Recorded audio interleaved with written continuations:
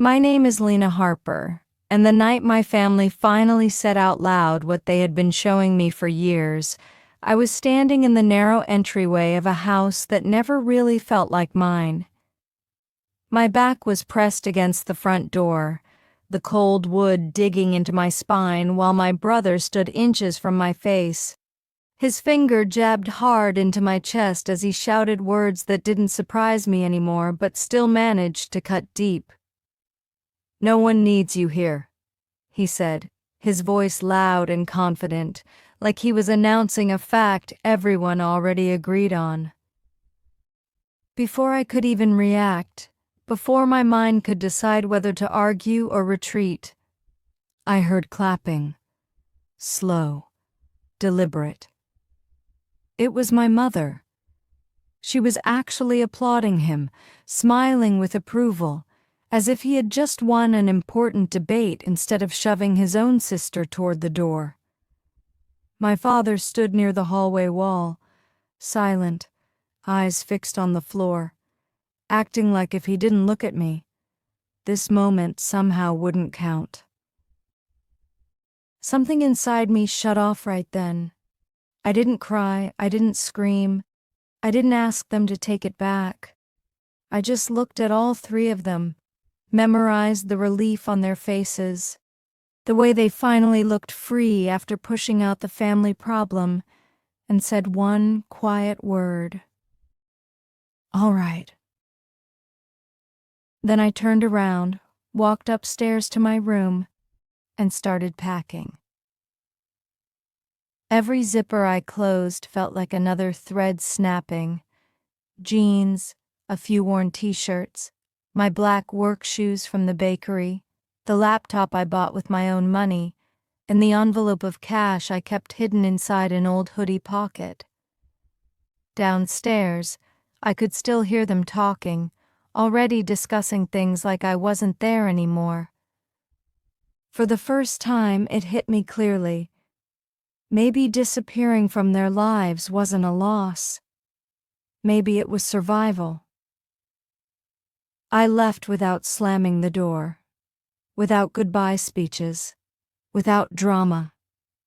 And if you think that was the most shocking part of the night, just wait until you hear what happened the next morning, when my phone exploded with missed calls from the same people who had made it clear nobody wanted me around.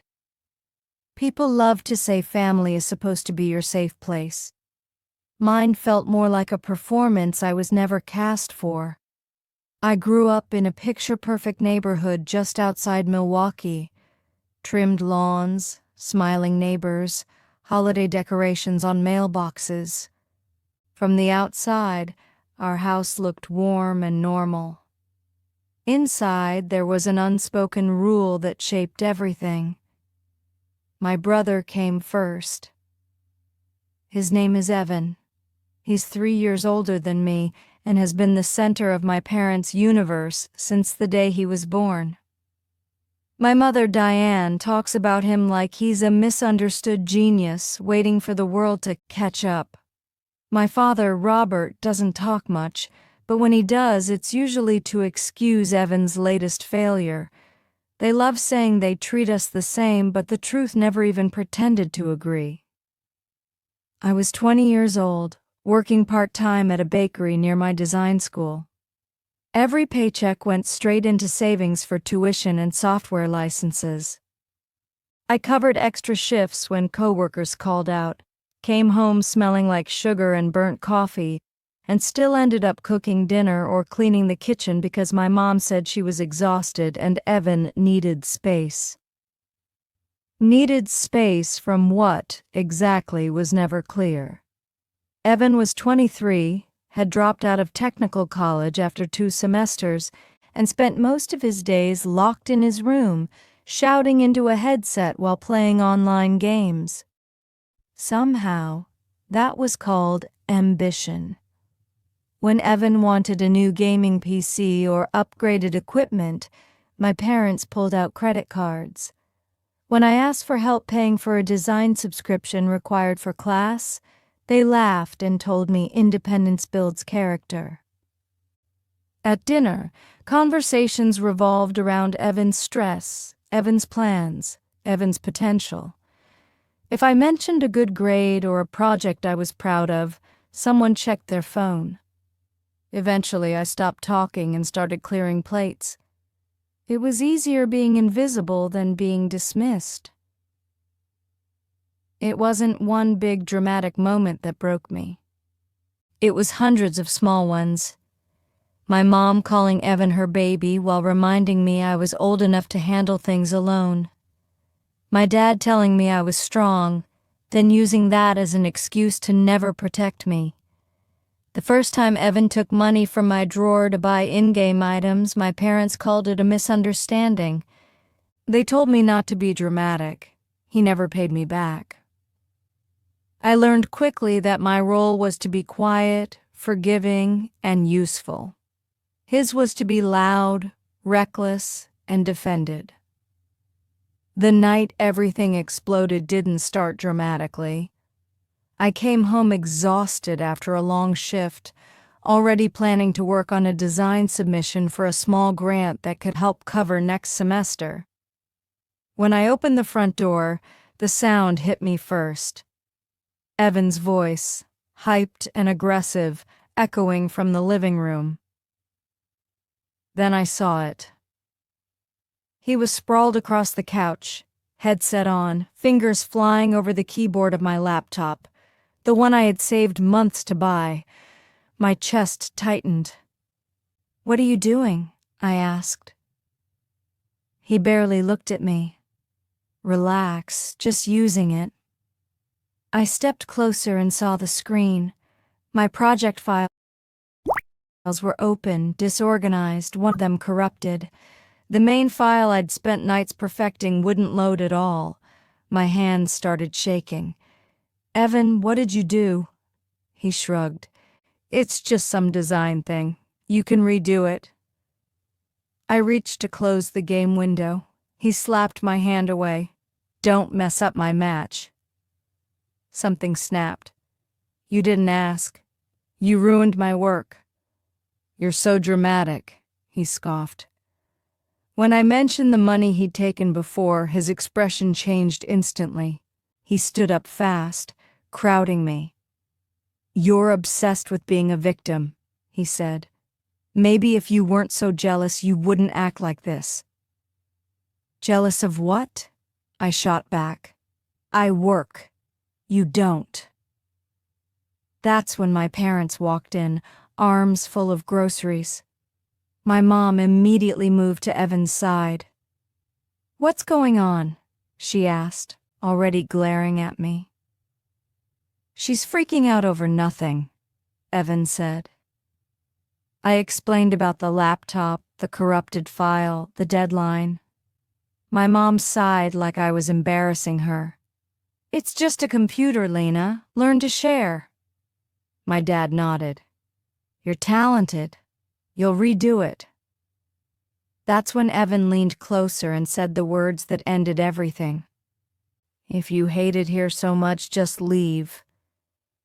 My mom didn't stop him. She folded her arms, watching. Evan shoved me, hard. My back slammed into the door, and then came the clapping. "Finally," my mom said. "Someone said it." That was the moment I checked out. I told them I understood, turned around, and went upstairs to pack. By the time I drove away into the cold night, I knew something had changed forever.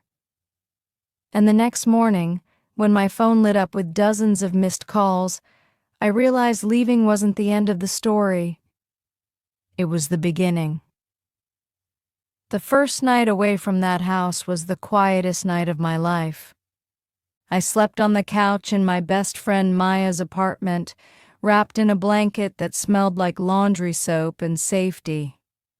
The city noise outside her window felt distant and oddly comforting. No yelling, no doors slamming, no one reminding me to stay small. For the first time, silence didn't feel like punishment. It felt like space. When I woke up the next morning, it wasn't an alarm that dragged me out of sleep. It was my phone vibrating so violently on the coffee table that I thought something was wrong with it. The screen lit up again and again. Missed calls, messages, notifications stacked on top of each other like panic. I picked it up and stared. 42 missed calls, all from 3 names I wasn't ready to see. Mom, Dad, Evan. The first messages were exactly what I expected. "This is ridiculous. Stop being dramatic and come home. You're embarrassing us." One from Evan read, "Nice job making everything about you." I set the phone down and went to the bathroom, splashed cold water on my face, and stared at my reflection. My eyes looked tired, but something else was there too. Calm. Distance. I wasn't shaking like I usually would be.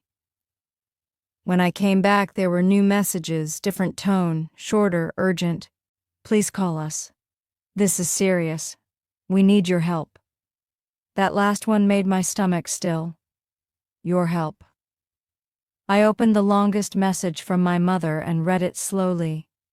Words like accounts frozen, legal notices, urgent payment. We could lose. The house jumped off the screen. Maya leaned against the kitchen counter, coffee mug in hand. "Let me guess," she said softly. "They need something." I nodded. "Yeah, apparently now I matter." I didn't call right away. For once I let them wait.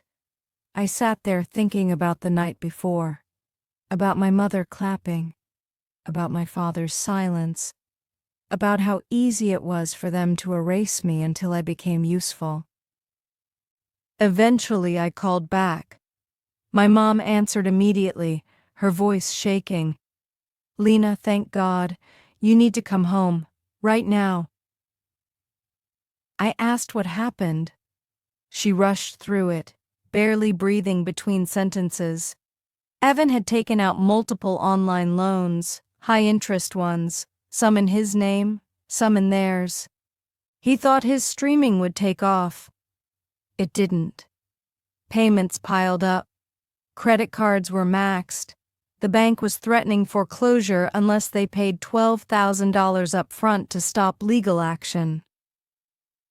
I didn't feel panic. I felt clarity. I drove back to the house, but it didn't feel like going home. It felt like walking into a meeting where I finally had leverage. Envelopes were scattered across the kitchen table.